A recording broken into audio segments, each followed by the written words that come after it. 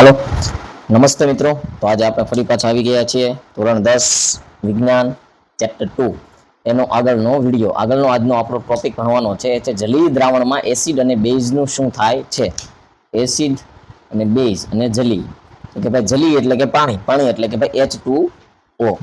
એની અંદર એસિડ અને બેઝનું શું થાય છે એ આપણે અત્યારે સમજવાનું છે. અથવા બીજી રીતે પણ પૂછી શકે છે પ્રશ્ન, જલીય દ્રાવણમાં એસિડ અને બેઝનું શું થાય છે, આના અથવામાં આ ઓર કરીને પાણી સાથે એસિડ અને બેઝનું શું થાય છે. આ જે જલીય દ્રાવણ છે એટલે જલીય દ્રાવણ કીધું પછી કે ભાઈ એને આપણો જ્યારે કોઈ પણ છે પરીક્ષા કે આપણને ફેરવીને એમાં પણ એમ પણ પૂછી શકે છે કે પાણી સાથે એસિડ અને બેઝનું શું થાય છે, એ આજે આપણે ભણવાનું છે.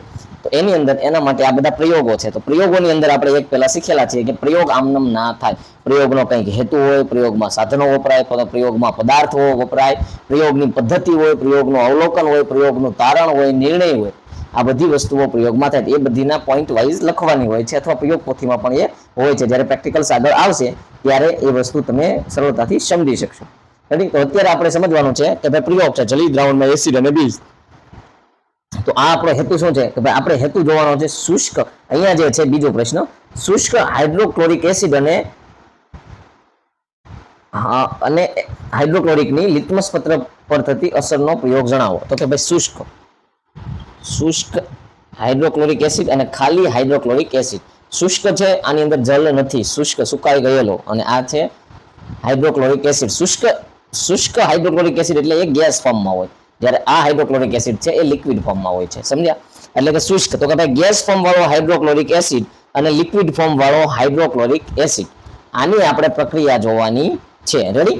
ચાલો આગળ હવે એમાં જઈએ તો કે ભાઈ આ પ્રક્રિયા કરવા માટેનો હેતુ છે આપણો શું હેતુ છે તો કે ભાઈ શુષ્ક હાઇડ્રોક્લોરિક એસિડ અને હાઇડ્રોક્લોરિક એસિડની લિટમસ કસોટી. લિટમસ કસોટી તો લિટમસ ચેક નામ આપણે આગળ આવેલું છે. લિટમસ પેપર, એ ભૂલા બેલા ભૂ, એસિડ લાલ લિટમસ પેપર ને ભૂરું બનાવે છે, બેઝ ભૂરા લિટમસ પત્ર, બેઝ લાલ લિટમસ પત્ર ને ભૂરું બનાવે છે. રેડી? એ ટાઈપનું એ ભૂલા બેલા ભૂ એ આપણે આગળ સમજ્યા હતા. પછી આગળ હવે આમાં સાધનો જોઈશે. એક તો હેતુ શું છે કે હાઇડ્રોક્લોરિક એસિડ શુષ્ક અને પેલો એની આપણે લિટમસ ટેસ્ટ કરવાની છે, એ હેતુ છે. પછી સાધનો જોશે તો કે ભાઈ સાધનો પ્રયોગ કરવો છે આપણે. તો સાધનોની અંદર તો એક તો પેલા નોર્મલી આપણે જ્યારે રસાયણ વિજ્ઞાન કે ભાઈ આ જે અત્યારે ભણીએ છીએ વિજ્ઞાનનો ભાગ જેમાં સમીકરણો આવે છે એના પ્રયોગમાં મોસ્ટ ઓફ કસનળી આવશે ને આવશે. એટલે અહીંયા એક કસનળી લખી નાખવાની. પછી તો કે ભાઈ આગળ મારો પ્રયોગ કરવો છે કસનળીમાં, માનો કે આપણે જ્યારે એસિડ સાથે પ્રક્રિયા કરવી છે તો એમાં શું જોશે, એના કંઈક ચીપિયા જોતા હોય, અથવા એમાં માનો કે એનો જે હોલ્ડર કહેવાય કે ભાઈ એક કસનળી હોલ્ડર એટલે જે આને પકડી રાખશે, કસનળી હોલ્ડર.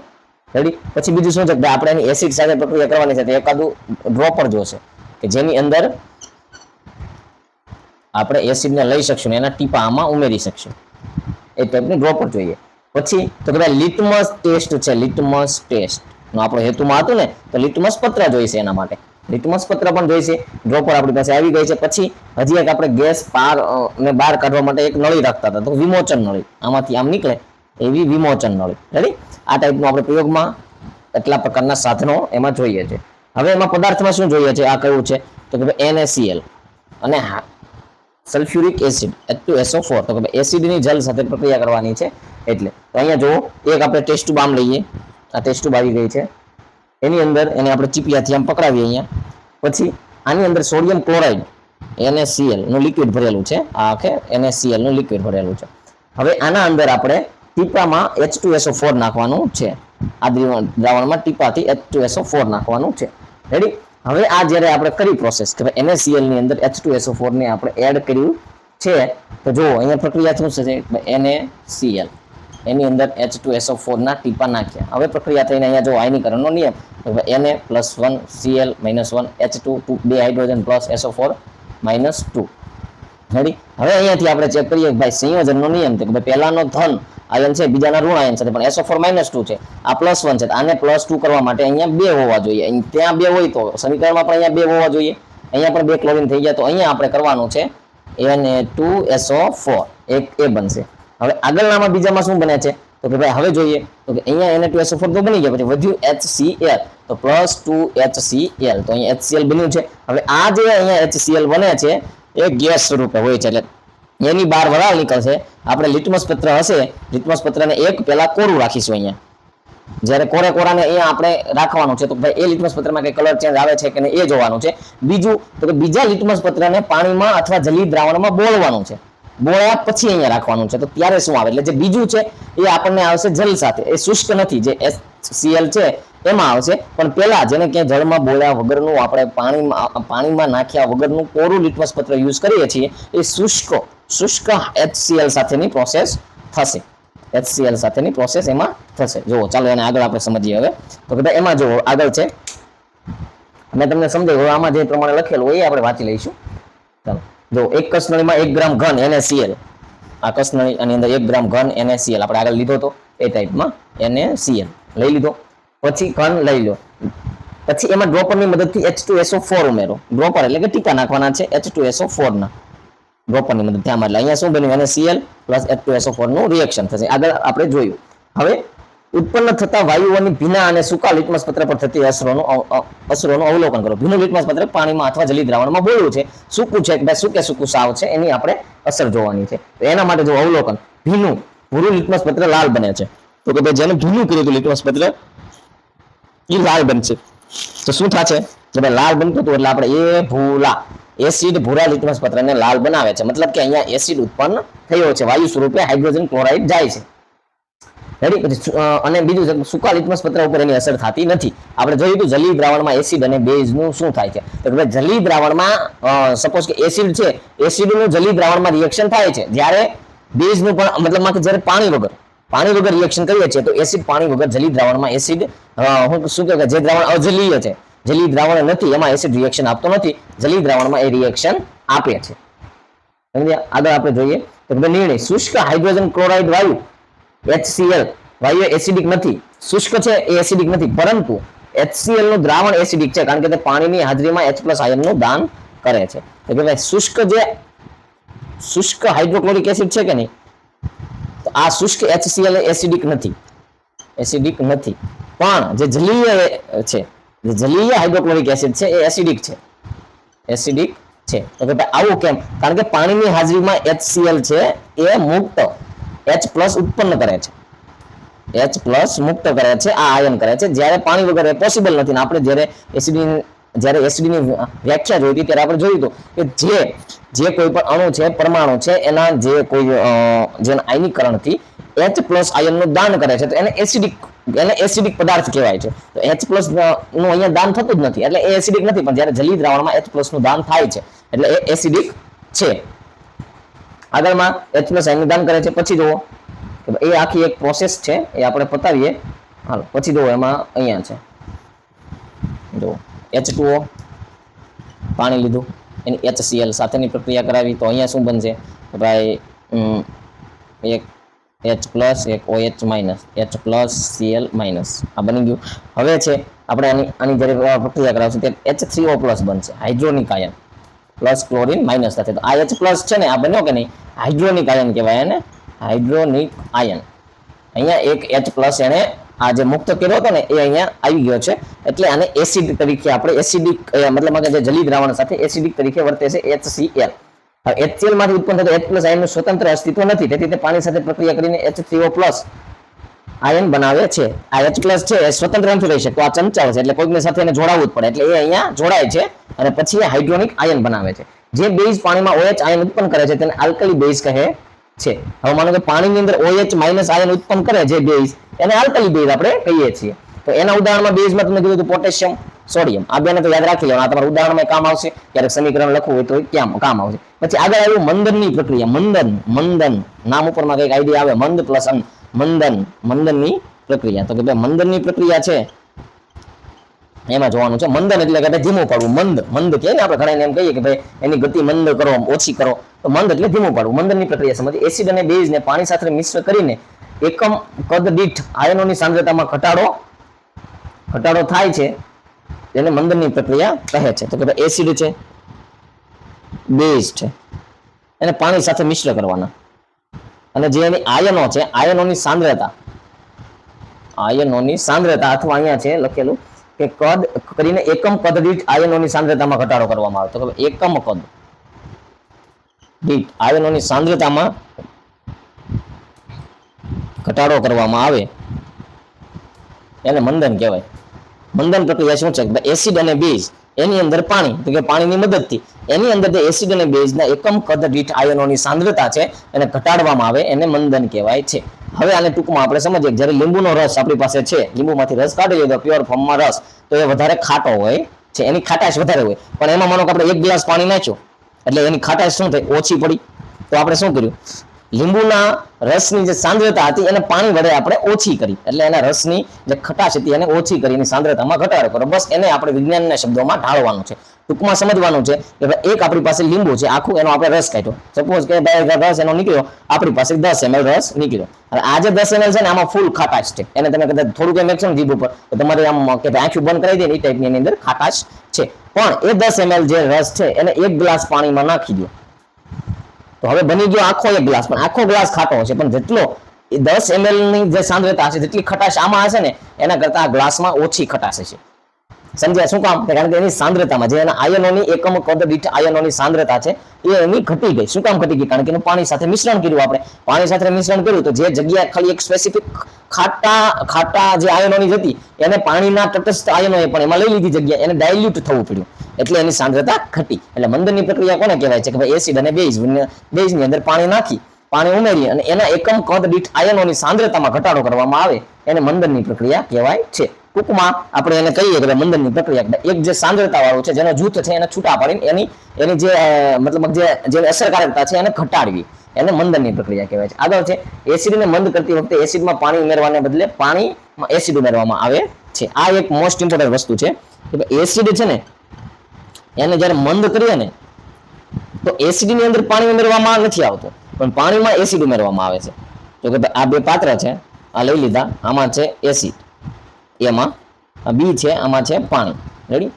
તો હવે જ્યારે એસિડ છે આ બંનેને એક પાત્રમાં અહીંયા કરવાનું છે આપણે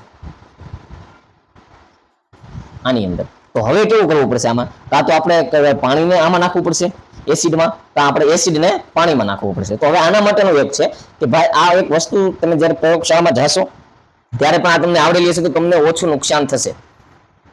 અને આ મહત્વની છે, ઘણી વખતે શોર્ટ ક્વેશ્ચન્સમાં અથવા 2-3 માર્ક્સમાં પણ પૂછી શકે છે કે ભાઈ સમજાવો. શું સમજાવો?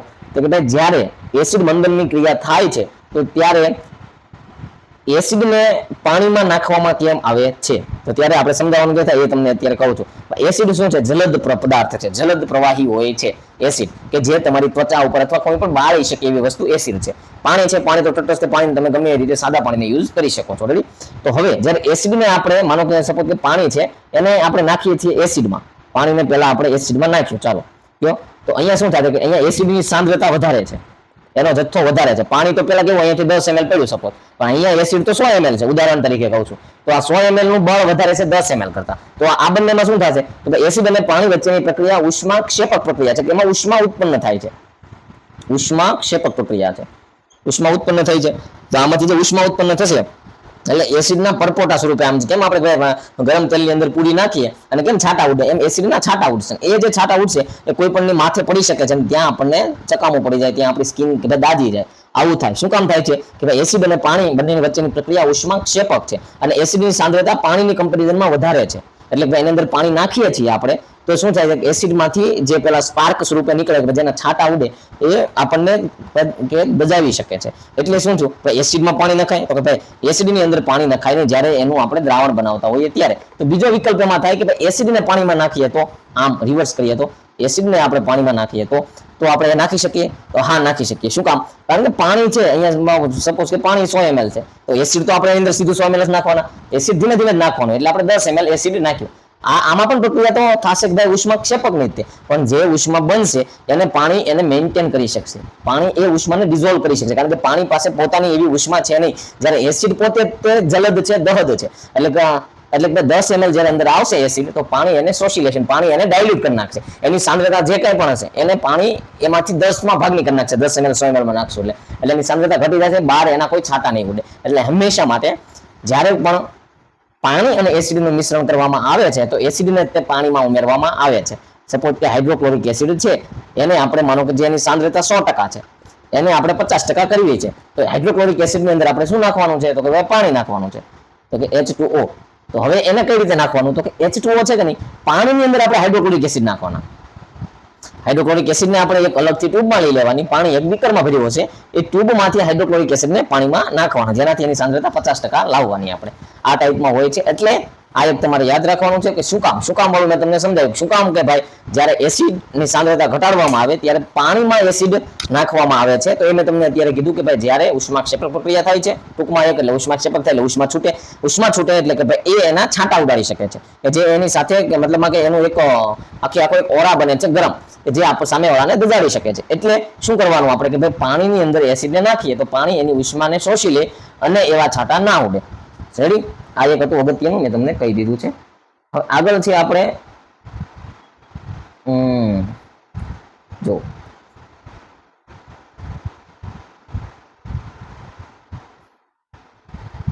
ચાલો એસિડ બેઝ આવી ગયું. હવે પછી આવ્યું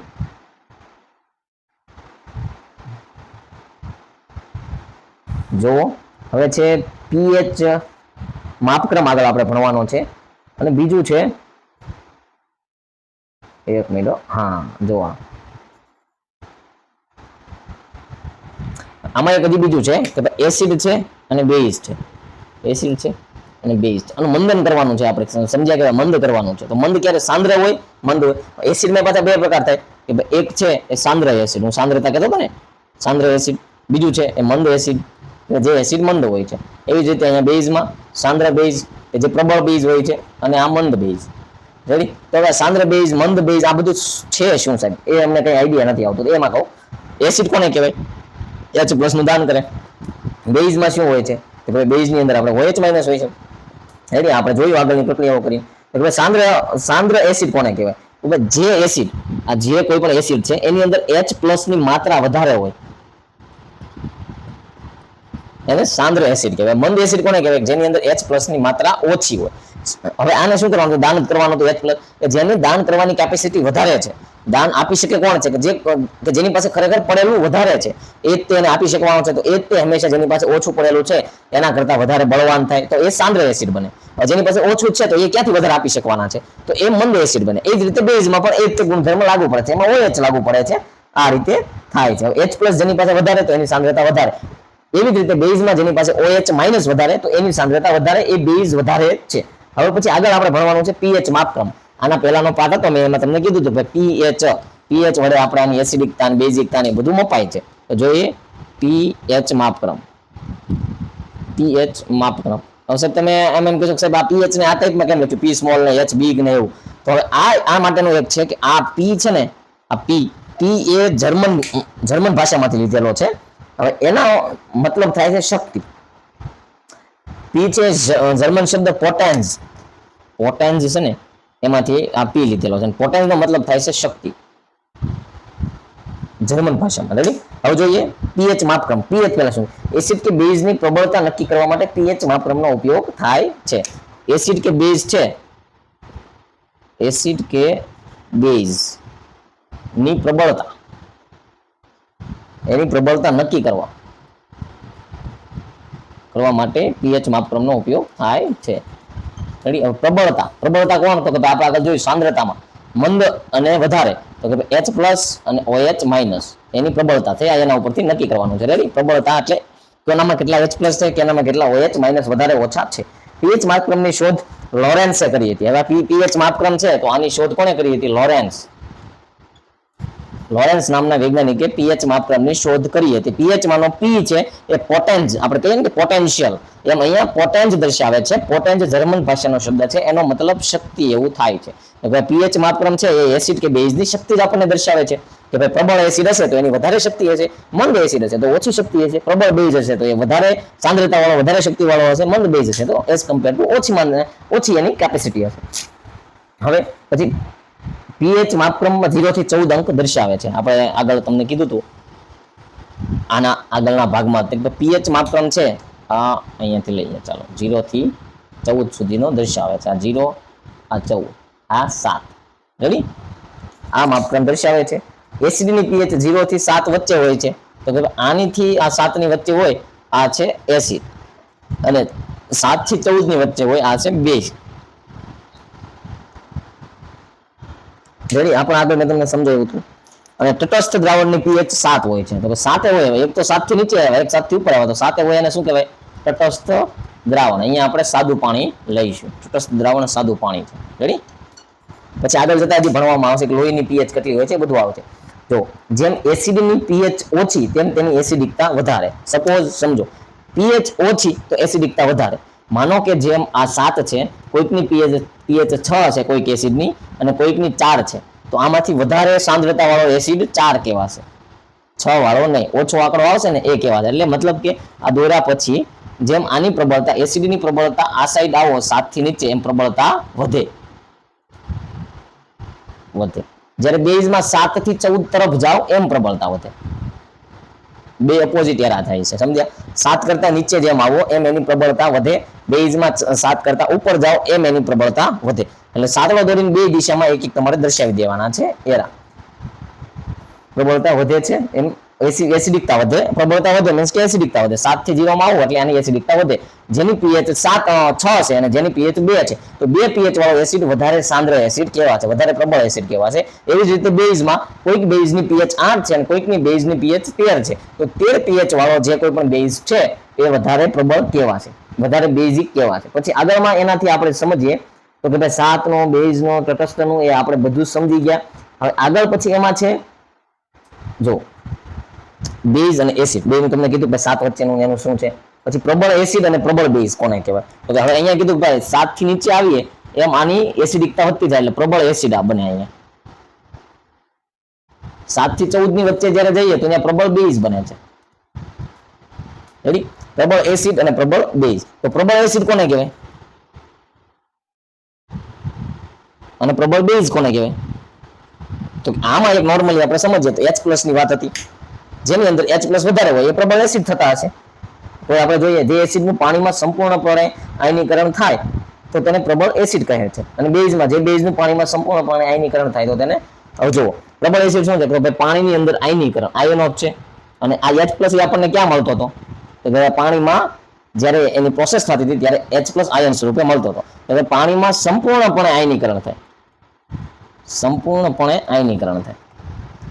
જે એસિડનું પાણીમાં સંપૂર્ણપણે આયનીકરણ થાય એને પ્રબળ એસિડ કહે છે. તો કે જે એસિડનું પાણીમાં સંપૂર્ણપણે આયનીકરણ થાય તેને પ્રબળ એસિડ કહે, તેને પ્રબળ એસિડ કહે છે. પ્રબળ એસિડ કોને કહેવાય? એક તો સલ્ફ્યુરિક એસિડ ને કહેવાય છે, H2SO4. તમે જે યાદ રાખ્યા ને એમાંથી, એને ભૂલવાનું નહીં. ઉદાહરણ તરીકે H2SO4, પછી hydrochloric acid, HCl, nitric acid, HNO3. આ ત્રણેય પ્રબળ એસિડના ઉદાહરણો છે. પછી પ્રબળ બેઝ કોને કહેવાય? તો એ સેમ આમાં જ છે. જે એસિડ હતું ને બેઝ, જે બેઝનું પાણીમાં સંપૂર્ણપણે આયનીકરણ થાય તેને પ્રબળ બેઝ કહે છે. જે બેઝનું પાણીમાં સંપૂર્ણપણે, એટલે આમાં યાદ રાખવાનું છે સંપૂર્ણપણે અને આયનીકરણ થાય તેને પ્રબળ બેઝ કહેવાય છે. પ્રબળ બેઝ ની અંદર તમારે આપણે કોના ઉદાહરણ યાદ રાખવાના છે? મેં તમને કીધું હતું સોડિયમ અને પોટેશિયમ હાઇડ્રોક્સાઇડ. રેડી. એસિડમાં HCl યાદ રાખવાનું, H2SO4 યાદ રાખવાનું. આ બે આવશે જ, તમારે ગમે તે એસિડ બેઝ આવશે કે ને એટલે. અને બેઝમાં NaOH, પોટેશિયમ હાઇડ્રોક્સાઇડ અને સોડિયમ હાઇડ્રોક્સાઇડ, આ બંનેને યાદ રાખવાનું. પ્રબળ એસિડ, પ્રબળ બેઝ આપણે જોઈ લીધું. પ્રબળ એસિડ કોને કહેવાય? તો કે પાણીમાં જે એસિડનું પાણીની સાથે પ્રક્રિયા કરીને સંપૂર્ણપણે આયનીકરણ થાય છે એને આપણે પ્રબળ એસિડ કહીએ છીએ. બેઝમાં તેનાથી સેમ જ છે, પણ એમાં બેઝ શબ્દ મેકી દેવાનો છે. આયનીકરણ વધારે થાય મતલબ શું થાય? કે આયનો વધારે ઉત્પન્ન થાય. આયનો વધારે ઉત્પન્ન થાય એટલે H+ વધારે ઉત્પન્ન થાય તો શું થાય? પ્રબળ એસિડ થાય. OH- વધારે ઉત્પન્ન થાય તો શું થાય? પ્રબળ બેઝ થાય છે. એટલે એની અંદર આયનોની સંખ્યા વધી જાય છે તેના કારણે. પછી તો કે નિર્બળ એસિડ, જેમ પ્રબળ એસિડ આવ્યા એમ નિર્બળ એસિડ આવશે. નિર્બળ એસિડ કોને કહેવાય અને નિર્બળ બેઝ કોને કહેવાય? પ્રબળ, જેમ પ્રબળમાં સંપૂર્ણપણે જે આયનીકરણ થતું હતું એમ અહીંયા શું કહી દેવાનું? કે જે એસિડનું પાણીમાં સંપૂર્ણપણે આયનીકરણ ન થાય. સેમ જ વ્યાખ્યા છે, ખાલી એક નાનો ફેર છે. ન મેકી દેવાનું. જે એસિડ નું પાણીમાં સંપૂર્ણપણે આયનીકરણ ન થાય તેવા એસિડને નિર્બળ એસિડ કહે છે. અને જે એસિડનું પાણીમાં સંપૂર્ણપણે આયનીકરણ થાય એને પ્રબળ કહેવાય.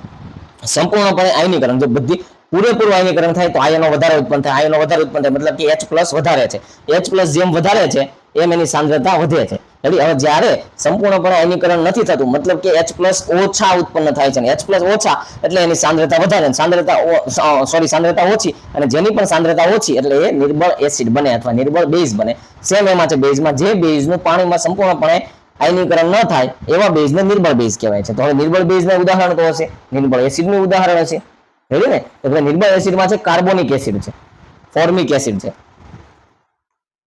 જો carbonic acid H2CO3, formic acid HCOOH, formaldehyde ને બરાબર, એમાં ફોર્મિક એસિડ છે C2H5COOH. રેડી? પછી હવે નિર્બળ બેઝ, તો નિર્બળ બેઝ મેં તમને કહી દીધું છે. પછી નિર્બળ બેઝનું ઉદાહરણ આપણે જોઈતું હોય તો મેગ્નેશિયમ ઓક્સાઇડ, પછી છે calcium hydroxide, magnesium hydroxide, oxide ને મેગ્નેશિયમ ને કેલ્શિયમના હાઇડ્રોક્સાઇડ નિર્બળ બેઝ છે. નિર્બળ એસિડમાં કાર્બોનિક એસિડ એક તમારે યાદ રાખવાનું, ફોર્મિક એસિડ યાદ રાખવાનું. રેડી? આના ઉદાહરણો ઘણી વખત MCQ માં પણ પૂછે છે. પછી હજી એક આગળ વાત છે કે આપણે જે રોજિંદા જીવનમાં જે કોઈ પણ આપણે વસ્તુ જોઈએ છીએ, ખાઈએ છીએ અથવા એનો યુઝ કરીએ છીએ ક્યાંક ને ક્યાંક, એ વસ્તુઓ છે કે એની અંદર ક્યાં એસિડ રહેલા છે એ જોવાનું છે. એક આપણે એસિડિક પદાર્થ એવો આપણા જીવનમાં યુઝ કરીએ છીએ રોજિંદા જીવનમાં, કદાચ તમને નામ યાદ હોય તો દહીં, છાશ. ખાટા લાગે છે તો આની અંદર શું હશે? એસિડ હશે સ્વાદમાં. પછી લીંબુ છે, નારંગી છે, મોસંબી છે, જે કંઈ પણ આપણે કહીએ એ છે. પછી આમલી છે, બધાની હોટ ફેવરેટ. પછી આગળ આવશે ટમેટું, એના વગર તો આપણું ભોજન જ અધૂરું છે, કારણ કે બધી જગ્યાએ ટમેટું વપરાય જ તે. પછી કીડી અને કોવેચ,